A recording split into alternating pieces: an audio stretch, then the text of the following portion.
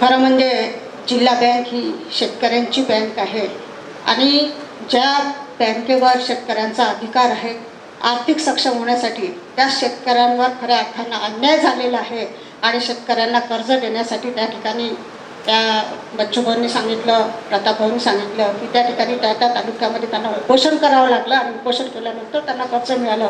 म्हणजे अशी बिकट परिस्थिती शेतकऱ्या आम्ही नेहमी भांडतो की त्या ठिकाणी शेतकऱ्यांना कर्ज मिळालं पाहिजे, शेतकऱ्यांना त्या ठिकाणी आर्थिक सक्षम झालं पाहिजे म्हणून जिल्हा बँकेच्या माध्यमातून त्या ठिकाणी त्यांना कर्ज मिळालं पाहिजे आणि आमचा हा शेतकरी सक्षम झाला पाहिजे यासाठी नेहमीच आमचं मागणं असते. परंतु या ठिकाणी असणाऱ्या ज्या संचालक मंडळाने जवळपास 11 वर्ष त्या ठिकाणी बँक चालवली आणि शेतकऱ्यावर अन्याय केला आहे.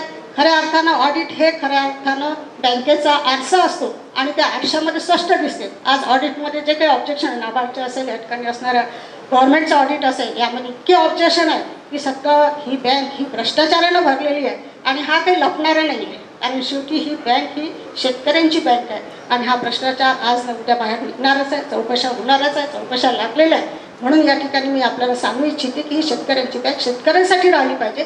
त्यांना या ठिकाणी आर्थिक आपल्याला सक्षम कसं करता येईल यासाठी निश्चितच या पॅनलच्या माध्यमातून शिट्टी हे चिन्ह आहे. म्हणून माझ्या सगळ्या पत्रकार बंधूंना विनंती आहे की सर्व माझ्या मतदार बंधू भगिनींना एवढीच विनंती करायची आहे की शिट्टी या चिन्हाचं बटन दाबून या पॅनलला निवडून आणा. निश्चितच शेतकऱ्यांची बँक ही सक्षम झाल्याशिवाय राहणार नाही.